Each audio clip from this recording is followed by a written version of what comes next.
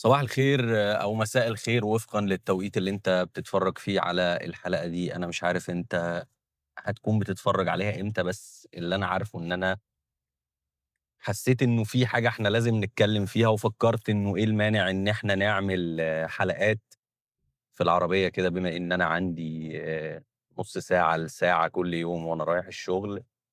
في وقت معيّن كده دايمًا أنا باحسّه إنه ضايع منّي، اللي هي النُص ساعة دي، فأنا حاولت أوظّفها بأقصى قدر من الاستفادة أو أقصى قدر من الفايدة تيجي لي من الوقت ده.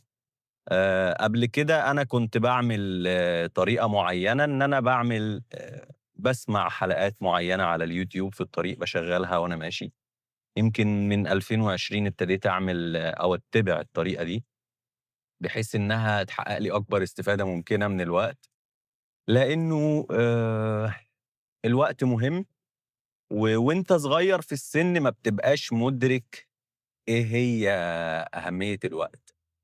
الوقت مهم وإحنا كتير مننا بيضيّعوا الوقت في كلام فاضي كتير جدًا. الشباب بالذات ما بتبقاش حاسة بقيمة الوقت، وكتير من الناس بيبقى عندها فكرة أنا ماشي يومي زي ما ييجي، ما فيش حد بيفكّر في فكرة إن أنا أجدول يومي من أول النهار أو أعمل روتين معيّن تمشي عليه حياتي بطريقةٍ ما. فطبعًا أنا فكّرت إن إحنا نتكلّم في الحلقة دي النهارده عن الموضوع ده، بما إنه الوقت مهم جدًا، وإحنا كتير مننا ما بيدركوش أو ما بيبقوش عارفين قيمة الوقت ده، وطول الوقت حاسين إنهم مضغوطين أو إنه يومهم بيضيع أو إن أنا مش عارف أستفاد من اليوم بتاعي. خلّينا نبدأ كده إن أي إنسان من غير جدول محدد أو روتين محدد ليومه، هو إنسان شبه تايه. ليه؟ لإن أنت ما بتبقاش عارف يومك هيروح لفين أو اليوم هيبتدي إزاي أو هيخلص إزاي. فأنت أول حاجة لازم نكون متفقين عليها إن أنت وقتك مهم ويومك مهم إن أنت تقسّمه، تجدول. أنا النهارده مثلًا بالليل قبل ما تدخل تنام، اكتب كده في الnotes على الموبايل أو اكتبها بورقة وقلم إن أنا عندي النهارده حاجات معيّنة، مثلًا أنا لازم أصحى بُكرة الصبح الساعة كذا، عندي شغل من الساعة كذا للساعة كذا، بعد الشغل أنا باخد وقت قد كده. وخاصةً الأوقات البينية اللي هي بين البيت والشغل، بين البيت والجامعة، بين الجامعة أو الشغل والبيت. الحاجات دي لازم تحطها في جدول كويس جدًا. خلّينا نبتدي كده نتكلم في النُص ساعة اللي بتضيع منك في المواصلات، سواءً كان بقى ميكروباص أو مترو أو عربيتك أو أيًا كان، أو الوقت اللي أكتر منها. أنت تقدر تحصّل فيها أكبر قدر ممكن من العلم لو أنت حابب تجمّع العلم ده. إزاي؟ التراكم والاستمرارية. أنا يوميًا الصبح باصحى، فطرت، لبست، نزلت على الشغل، عندي نُص ساعة وقت هاستفيد منها إزاي؟ هاستفيد منها في إن أنا هاسمع كل يوم podcast معيّن، أو هاذاكر كورس معيّن في النُص ساعة بتاعة الطريق دي. أسمع أحاول أحفظ قرآن وأسمّعه في النُص ساعة بتاعة الطريق دي. إيه كمان؟ أنا ممكن أنمّي لغتي. يعني التجربة دي أنا مرّيت بيها شخصيًا من 2020 مثلًا ل2025. أنا كنت صفر معرفة بالثقافة المالية ولا الإدارة المالية والإدارة المالية الشخصية وغيره. وكنت بالصدفة اتكعبلت في podcast كده وأنا باقلِّب اسمه كلام ينوّر، وأنا باقول اسمه للإفادة يعني اللي حابب يسمعه. فأنا استفدت منّه إن أنا اتعلّمت كتير من المفاهيم والمعلومات في حاجات كتيرة أنا كنت تقريبًا جاهل فيها أو ما عنديش القدر الكافي من المعرفة والعلم في المجال ده. فيوميًا استمرارية وأنا رايح الشغل. كان وقتها كمان في تعديلات بتتعمل في الطرق، فباخد ساعة لساعة ونُص رايح وزيّهم راجع. ففي 3 ساعات كل يوم أنت مخصصها للسمع بس، بتدّي مخّك فرصة إنه يرتاح من التركيز في التليفون والreels والكلام ده، وفي نفس الوقت بتدّي فرصة أكبر لعقلك إنه يستوعب مفاهيم جديدة ويجمّع معلومات جديدة وتضيف لمعرفتك حاجات جديدة. التجربة نفسها كانت معايا إنه استفدت من ده ودخلت، اتعلمت شوية، بقى عندي شوية معرفة مالية شجّعتني إن أنا أعرف أعمل إدارة مالية بشكلٍ ما. بعدها ابتديت أسمع podcast بالEnglish عشان أنا كنت حابب إنه أجمّع قدر أكبر من المصطلحات والمفاهيم، خاصةً إن في مجالات كتيرة خارجة عن مجال دراستي اللي هو الإعلام، وعملي اللي هو الإعلام، فأنا في مجالات تانية محتاج أفهم فيها وأتعلّم عنها، وأنا عندي وقت 3 ساعات يوميًا، الوقت ده أنا أولى إن أنا أستفيد بيه، وإن أنا أكسب في الوقت ده مشاهدة أو استماع لحاجات معيّنة بدل التقليب في الreels مثلًا. أنت خلّينا نكون متفقين إنه التقليب في الreels ده هو مجهود، أنت بتبذل مجهود وأنت رايح الشغل أو رايح الجامعة من خلال إن أنت بتتفرّج على الreels، وده إحنا كنا اتكلّمنا في الحاجات دي في حلقات إدمان السوشيال ميديا والتشتُّت الرقمي وغيرها من الحلقات اللي تقدروا ترجعوا تشوفوها على القناة. فطبعًا كل الحاجات اللي أنت بتعملها دي من إدمان للshort videos والreels والحاجات دي بتضرّك شخصيًا، بتضرّك معرفيًا، بتضرّك عقليًا. أنت بتضطر إن أنت بتضيّع وقتك، بتخسر وقت ثمين جدًا، بتخسر امتياز عندك إن أنت الصبح بدري في أقصى قدرة للتركيز عندك، وبتروح الشغل عقلك حاسس إن هو تم استنزافه في النُص ساعة أو الساعة دي في كلام فاضي. يعني إيه؟ يعني أنت قاعد بتتفرّج على الreels بتقلِّب، عقلك بيبذل مجهود، في نفس الوقت أنت عامل زيّك زي اللي بيلعب قمار، وده قُلناه إحنا في الحلقات الأولانية، إن أنت طول الوقت قاعد عقلك مستني إيه المفاجأة اللي هتيجي في لفة الروليت الجاية، أنا هاجيب كام، هاشوف إيه، الفيديو اللي هييجي لي إيه، أو حتى الpost اللي جاي هيكون شكله إيه. فأنت هنا بتخسر وقت، طاقة ذهنية، بتخسر طاقة نفسية وغيره، وحتى بيتم استنزافك في بعض الأوقات إن أنت بتلاقي في مشكلات اتحطيت فيها وهي مش بتاعتك، أنت بيتعرض عليك على جروبات كتيرة جدًا مش عارف مشكلات شخصية، مشكلات أسرية، خناقة في مكان، واحد مش مرتاح مع مراته، واحدة مش مرتاحة مع جوزها وغيره من المشاكل، فتلاقي إنك أنت بتتحط طرف في حاجات ما تخصكش، ما تهمكش، وبتأثّر عليك وعلى نفسيتك وعلى عقلك. فده مهم جدًا إن أنت تبعد عن المشتتات، تتجنب أي شيء قد يسبب لك تشتت ذهني أو قد يسبب لك احتراق نفسي أو قد يسبب لك حالة من عدم الارتياح. في نفس الوقت أنت بتجمّع معلومات، استفدت في مجالٍ ما، اتعلمت في مجالٍ ما، سمعت لشخص استفدت منه إن كان في اللغة الإنجليزية اتعلمت، ضِفت للvocabulary بتاعك، اتعلمت حتى الأشخاص اللي دي لغتهم الأم بينطقوها إزاي. ففي أكتر من مجال تقدر تنمّي نفسك فيه. أهمية الوقت، أهمية الوقت مش وقت المواصلات بس ولا الأوقات البينية اللي أنا باقول لك عليها في البداية، لأ في أوقات تانية مهمة كمان، يعني خلّينا نفكّر كده إن أنت وأنت في مرحلة الجامعة، في حاجة مهمة جدًا لازم تعملها كتير من الشباب بيغفلوا عنها، وهي إنه ما تكونش أنت رايح جاي الكلية فرحان بالوقت اللي بين المحاضرات، إن أنا قاعد في الكافيه بتاع الكلية، أو نزلت كلت في المطعم ده مع زمايلي، أو رُحت عملت الحاجة الفلانية، أو خرجنا، أو لعبنا، أو. أنت في الجامعة دورك هو تحصيل المعلومات، دورك هو بناء الحد الأدنى من الخبرة اللي يؤهلك لسوق العمل. دورك هو بناء الconnections أو العلاقات والمعارف اللي تسهّل عليك اختصار الطريق بعد التخرُّج. ما تستناش إن أنت تصبح متخرِّج وبعد ما تتخرّج من الكلية تيجي في المُعضلة اللي بيتكلّموا فيها كتير من الشباب، اللي هو أنا اتخرّجت من الكلية لقيت إنه مطلوب الحد الأدنى للخبرة سنتين أو 3 سنين أو 5 سنين. طب ما هو أنت بدخولك للشركات بتاعة العمل للتدريب أثناء فترة الكلية، بعلاقاتك مع الدكاترة والمعيدين وتعاملك معاهم وسؤالك ليهم أقدر أروح أقدّم فين، أروح أعمل إيه، بالprofile بتاعك على LinkedIn هتلاقي كتير جدًا من المؤسسات اللي بتتيح فرص تدريبية للطلاب. إحنا عايزين طلبة ييجوا يتدربوا عندنا يا جماعة تعالوا، أنا باتدرب مجانًا، بابني علاقات بأشخاص كتير في أقسام مختلفة في المؤسسات المتعلقة بمجالي، فباكسب وقت. بتكسب وقت إزاي؟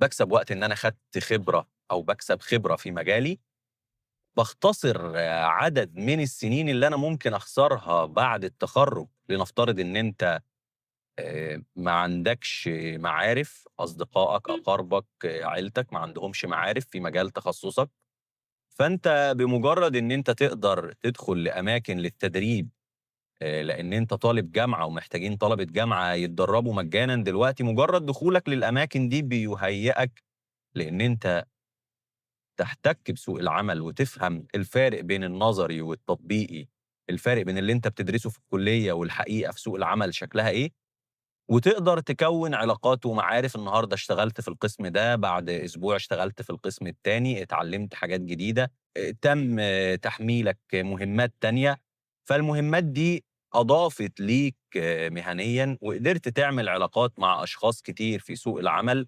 الأشخاص دول لمّا تيجي تتخرّج تقدر تكلّم شخص منهم، والله أنا اتخرّجت عايز أعرف في الشركة عندكم فيها فرص عمل والّا لأ؟ أو تلاقي إن حد منهم يعرف إنه محتاجين في القسم بتاعه حد يشيل شغل معيّن أو وظايف معيّنة، فهتلاقيه بيكلمك، بيقول لك والله يا فلان إحنا عايزين حد في الposition ده ييجي يشيل شغل، إيه رأيك تيجي تشيل معانا؟ ده هيختصر عليك زي ما قُلت لك، هيختصر عليك فكرة البحث عن وظيفة، فكرة إن أنا أقعد حاطط إيدي على خدي بعد ما خلّصت ورق الجيش بتاعي، وبعد ما خلّصت مسكت شهادتي في إيدي، هاشتغل إزاي؟ وهيوفّر عليك عناء البحث عن وظيفة لا تتناسب مع مجال دراستك أو مجال تخصُّصك في الخارج، لإن للأسف كتير من الشباب بقى يلجأ إن هو ياخد الشهادة في إيده مجرّد إنها ورقة، ويروح يشتغل في وظايف في دول مجاورة لا تمِت لمجال دراسته بصِلة. فأنا كسبت، اختصرت أوقات أو اختصرت سنين من عمري بدل ما أضيّعها في مهاترات وتدريب بعد التخرُّج، خاصةً إنه مجال العمل ما بيستناش يدرّبك بعد ما تتخرّج، أنا عايز واحد عنده خبرة، فرصة تحصيل الخبرة هي وأنت في الجامعة. فبالطريقة دي أنت تقدر تفكّر في حياتك كلّها بالطريقة دي، اصحى من نومك النهارده، حدِّد أنا عايز أعمل إيه، أنا هاستفاد من وقتي إزاي، الوقت اللي بيروح ده ما بيرجعش فعلًا، ووقتك مهم. الكلام ده كان بيقوله لنا أهلنا زمان وإحنا صغيرين، وما حدش فينا كان بيهتم، كان بيعتبره نوع من أنواع الفلسفة الفارغة. هو الأهالي مش عايزيننا نبقى جنبهم، مش عايزيننا ندوشهم، فهُم عايزين يخلصوا مننا يشغلونا في أي حاجة. لعبك لPUBG مع زمايلك على القهوة ما هواش راحة بال ولا ترييح دماغ، بل بالعكس أنت بتضيّع سنين من عمرك وبتضيّع أوقات ممكن تستفيد فيها. الحياة مش كلّها جَد، والحياة فيها أوقات كتير فيها لعب وفيها أوقات كتير لازم فيها إن أنت تنبسط وتغيّر جو، بس في نفس الوقت اعمل ل اعمل حساب إن أنت تقدر تفيد نفسك، اعمل حساب إن أنا باجمّع القدر الكافي من العلم والمعرفة اللي يفيدني على المستوى الشخصي والمستوى المهني.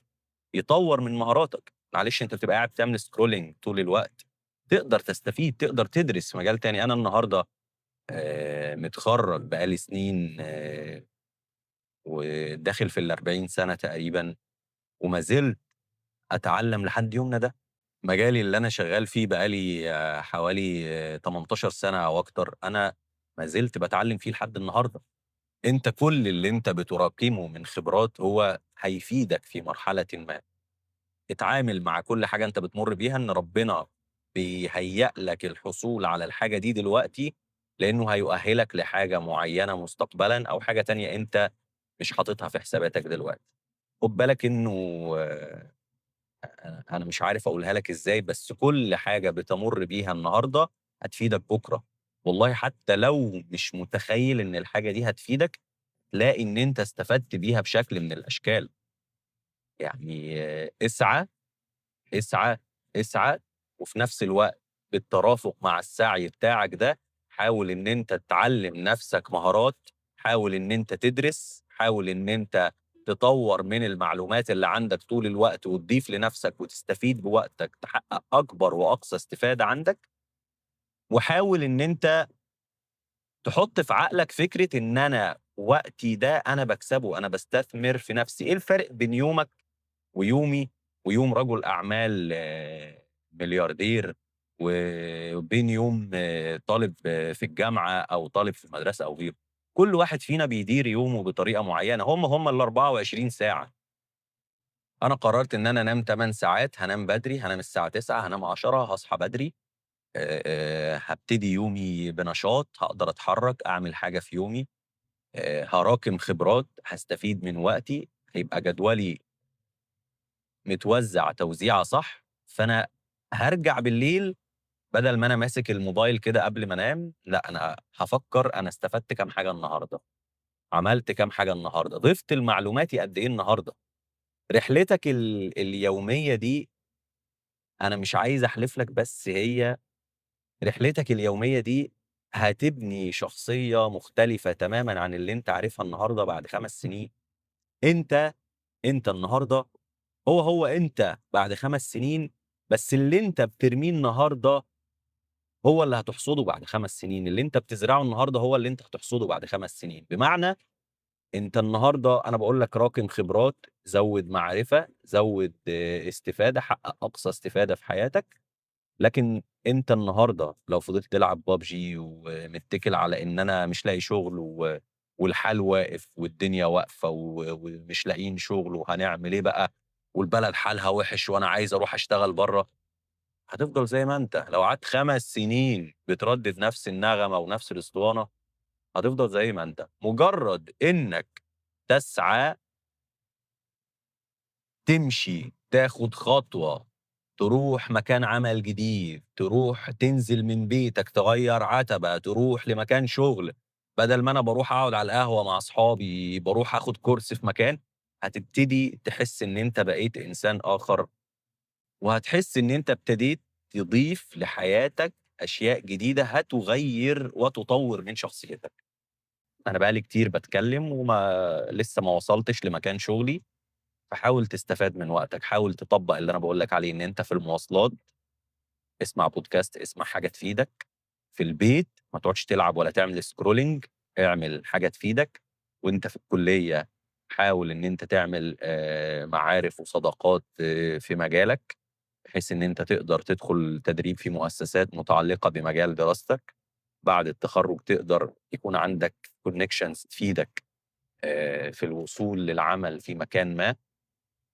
اسعى اسعى، اسعى، اهتم بوقتك، جدول يومك، اعمل روتين لنفسك، لإنه اللي ما بيعملش جداول ولا روتين لنفسه بيخسر.